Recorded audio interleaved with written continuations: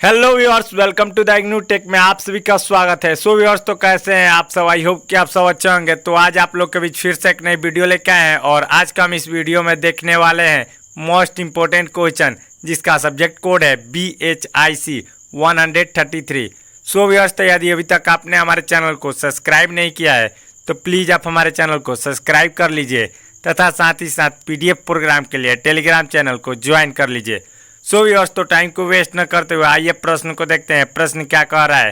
प्रश्न कह रहा है, मुगलों के अधीन केंद्रीय प्रशासन के विकास पर विस्तृत वर्णन कीजिए। सो व्यूअर्स, तो यह प्रश्न हमारा 20 मार्क्स में पूछा जाता है और इस बार पूछे जाने की बहुत ज़्यादा संभावना है। सो व्यूअर्स, तो आइए देखते हैं हम इसको उत्तर में कैसे लिखेंगे। उत्तर का हेडिंग डाल के लिखेंगे, मुगलों के अधीन केंद्रीय शासन का विकास का व्याख्या हम निम्नलिखित संदर्भ में कर सकते हैं, जो इस प्रकार है।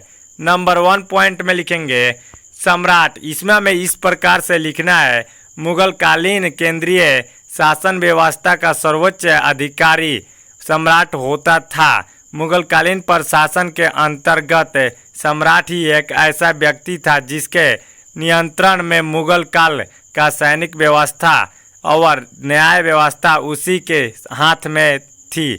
मुगल काल में सम्राट की आज्ञा को मुगल काल के सभी नागरिकों को मानना पड़ता था और कोई व्यक्ति सम्राट की आज्ञा का उल्लंघन करता तो ऐसे व्यक्ति को सम्राट के द्वारा दंडित किया जाता था। मुगल काल में सम्राट को यह विशेष अधिकार प्राप्त था कि वह किसी भी अधिकारी को नियुक्त कर सके और अधिकारियों को कभी भी अपनी इच्छा अनुसार पद से हटा सके।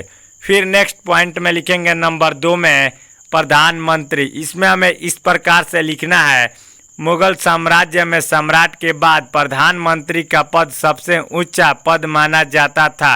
प्रधानमंत्री को वकील भी कहा जाता था। पहले ही प्रधानमंत्री किसी विशेष विभाग का प्रधान नहीं था, फिर भी वह सभी विभागों का देख रेख करता था। प्रधानमंत्री सम्राट के प्रतिनिधित्व के रूप में कार्य करता था। फिर नेक्स्ट पॉइंट में लिखेंगे नंबर 3 में दीवान। इसमें हमें इस प्रकार से लिखना है, प्रधानमंत्री के बाद दीवान का पद सबसे ऊंचा माना जाता था। उस समय दीवान को वजीर के नाम से जाना जाता था। मुगल काल में दीवान ही राजकोष विभाग का सबसे ऊंचा अधिकारी होता था। इस दीवान का यह कार्य था कि राजकोष में कितना आय हो रहा है और कितना खर्च हो रहा है, इसका पूरा हिसाब किताब दीवान ही करता था।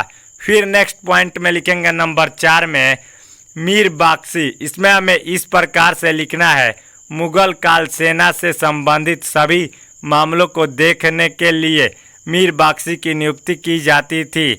दूसरे शब्दों में हम कह सकते हैं कि मीर बख्शी ही सेना विभाग का सबसे प्रमुख अध्यक्ष होता था। मीर बख्शी का प्रमुख कार्य सैन्य संगठन था। साथ ही साथ मीर बख्शी सैन्य के वेतन से संबंधित विभिन्न मामलों को भी देखता था। साथ ही साथ मीर बख्शी यह देखता था कि शब्दार शास्त्रों का और युद्ध सामग्रियों का उच्च ढंग से रख रखाव कर रहे हैं या नहीं। फिर नेक्स्ट पॉइंट में लिखेंगे नंबर 5 में खान ए समा। इसमें हमें इस प्रकार से लिखना है, ये समा मुगलकालीन केंद्रीय प्रशासन का एक बड़ा पद होता था। यह मुगल काल साम्राज्य के घरेलू विभाग का सबसे प्रधान व्यक्ति माना जाता था। मुगल काल में यह व्यक्ति ही भोजनालय और राजमहल से संबंधित विभिन्न आवश्यक जनक वस्तुओं का आपूर्ति करने का दायित्व इसी व्यक्ति के पास होता था। साथ ही परिवार के प्रतिदिन आवश्यक जनक वस्तुओं का प्रबंधन करना इसी व्यक्ति का प्रमुख दायित्व होता था। साथ ही इमारतें, बागें, सड़क संबंधित कार्य इसी व्यक्ति के अधीन होता था। फिर नेक्स्ट पॉइंट में लिखेंगे नंबर 6 में मीर अतिशित। इस प्रकार से लिखना है, तोप खाने का अध्यक्ष मीर अतिश कहलाता था। मुगल काल के तोप खाने का पूरा संरक्षण करना और उसका देखभाल करने का पूरा अधिकार मीर अतिश को था। फिर नेक्स्ट पॉइंट में लिखेंगे नंबर 7 में काजी उल कुजात।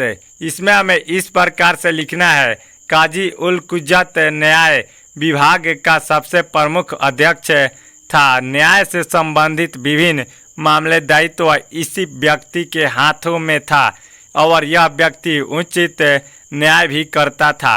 सो व्यूअर्स, तो इस प्रकार से हम इस प्रश्न को हल करेंगे।